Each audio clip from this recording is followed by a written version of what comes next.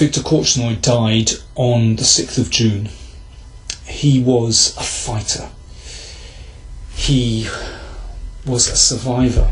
He was belligerent. He was opinionated. He had a scathing wit. But he also had charm and a fantastic sense of humour, actually. On the chessboard, he'll be best remembered for his matches against Anatoly Karpov in 1974, and then the World Championship matches in 78 and 81. And of course, he had a bitter rivalry with Anatoly Karpov. Bitter rivalry doesn't do it justice. Korchnoi had a visceral hatred for Karpov. Of course, Karpov was the blue-eyed boy of the Soviet system, and Korchnoi had defected from the Soviet Union in 1976, so their matches had such political significance. I witnessed their rivalry at first hand once when I was spectating a tournament in Brussels in 1987, and they were playing a game which seemed to be meandering towards a draw, but they were still doggedly fighting away. But just as the game seemed to be coming to a conclusion, Korchnoi inexplicably hung a piece. It's just a finger failer. And he realised his error immediately, and he swept the pieces from the board with one sweep of his hand and stormed off. He was absolutely furious. Of course, Korchnoi was a great fighter away from the board as well. He survived the siege of Leningrad in World War II as a child, and he was incredibly outspoken in the Soviet Union, which eventually led to him defecting in 1976 when, during a tournament in Amsterdam, he walked into a police station and claimed political asylum. A very courageous move, leaving his homeland. So he didn't accept fate lying down. He reacted against that. And you saw that in his style on the chessboard as well. He was an incredibly proactive player, always setting problems for his opponent. I was lucky enough to play Korchnoi 4 times. Incredible experience. All those games were for me. I won 2 games and I lost 2 games. As well, I'm very proud of that, of course. When he beat me, beat me isn't quite right. He crushed me. When he crushed me, we had postmortems, and in those postmortems, he was charming. He was, you played very well, and very happy to analyse.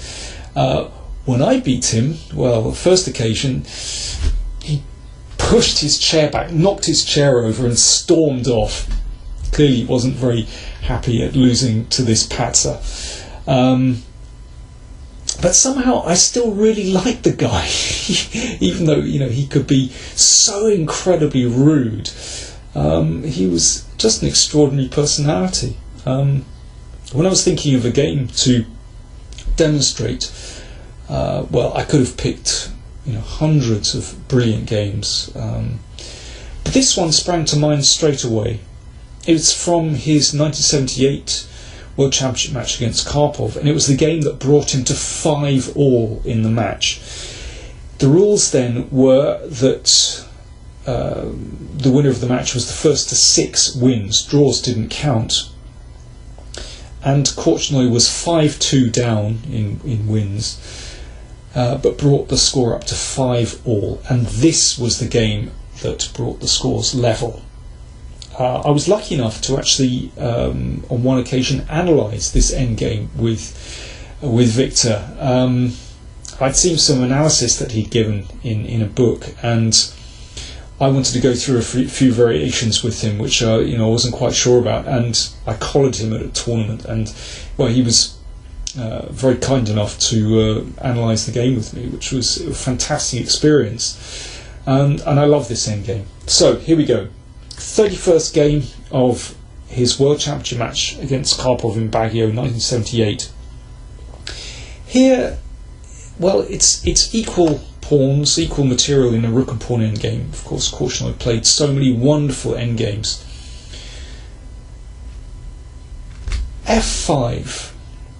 It's a very, very interesting move. It's a multi-purpose move. It gains space. Maybe this is the most important thing. And it's such a far-sighted move. Karpov exchanged and activated his rook. Now this looks very dangerous with this rook perhaps coming here, but Korchnoi had planned something really clever.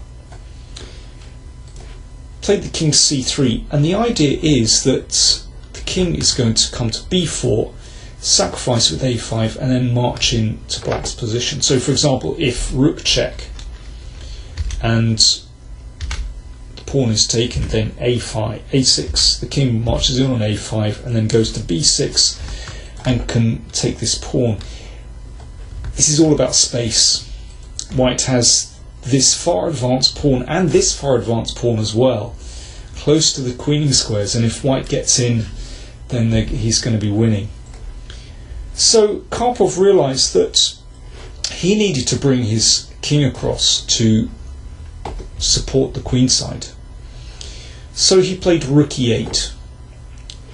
Now, the king pawn endgame will be a draw, so Korchnoi played rook to d2, and that just supports this pawn and prepares an advance as well.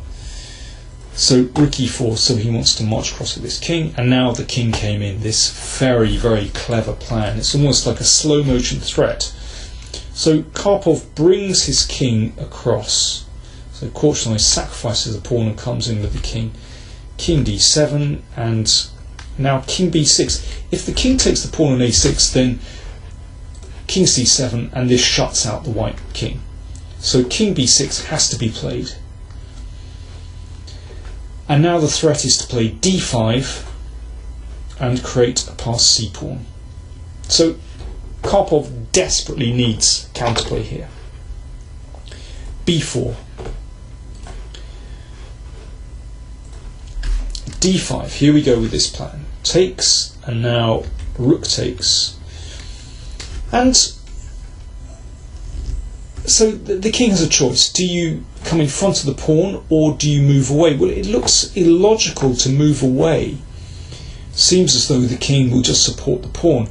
Incredibly, this is probably still a draw. Korchnoi had given this variation.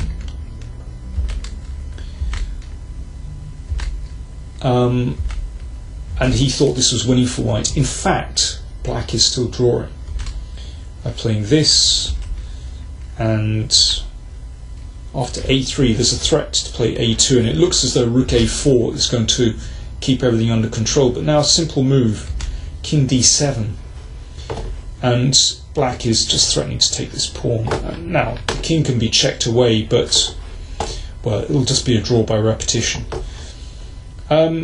But king e7 is kind of such an illogical move. It's understandable that Karpov played somehow the more natural move in front of the c pawn. Rook d3, this is a great idea. So slows down this pawn and prepares to switch over to actually attack black's king. And here Karpov missed another move that is probably drawing, but again very difficult to see. Rook c4 looks very strange. The idea is that you play rook c3, and this gives black just enough time to get his own counterplay rolling, but it's a very unusual idea. Karpov played a5, again similar idea, just trying to get counterplay, trying to distract white's king.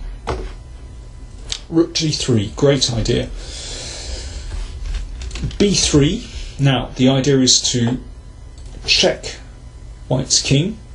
There was a threat to play c6 and basically deliver mate.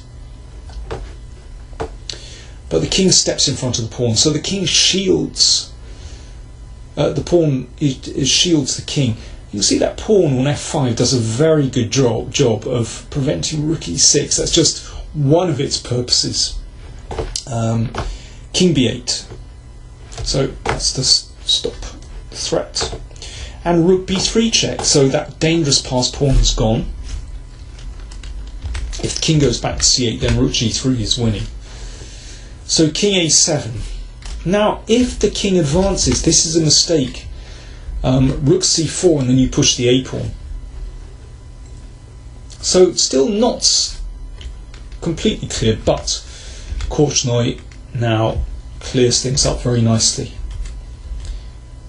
King b5, excellent move. So the king steps out of the way of the pawn and basically now has the a pawn under control, and this rook is in the perfect position to just sweep up those pawns. And you can see that that far advanced pawn on f5 does a fantastic job of nailing down that pawn on f6, and is potentially an important passed pawn itself. So a4, well, there's nothing that Karpov can do now. So Korchnoi just takes all these pawns. Rook a6, that bags the a pawn, and now with two extra pawns it's incredibly easy. Well, the game still continued. Korchnoi plays in the most efficient way, and after rook h7 Karpov resigned. It's very, very easy to win. I mean, there are several ways to win, but the easiest is simply to advance the h-pawn all the way to h7. For example, let me just show you. If, well, let's just supposing black waits, there's nothing to do. So we advance the pawn all the way to h7.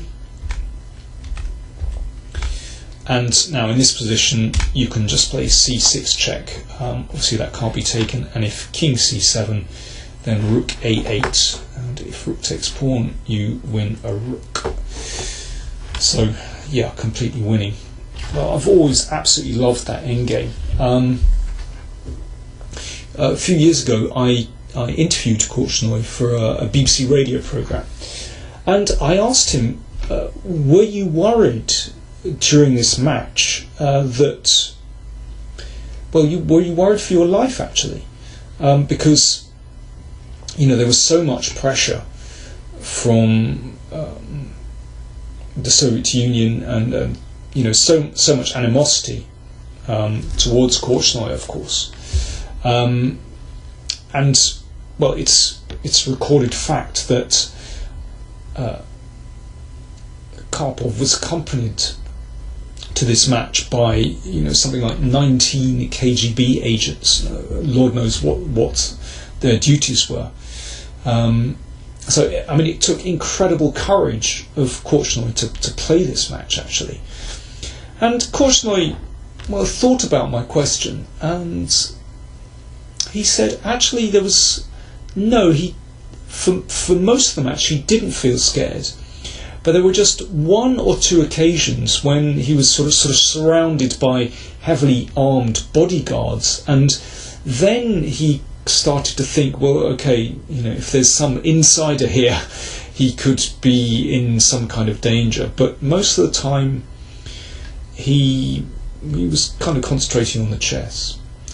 Anyway, as we know, after this game, which leveled the scores, Korchnoi actually lost the next game, and Karpov won 6-5, and Karpov returned to Moscow and was awarded the Order of Lenin by Leonid Brezhnev, the Soviet Premier. Incredible times. And yes, Korchnoi was a very courageous man. He was not a saint. He could be very, very rude. But what a personality. He was one of the big personalities in post-war chess, and a sad loss for the chess world and the whole world.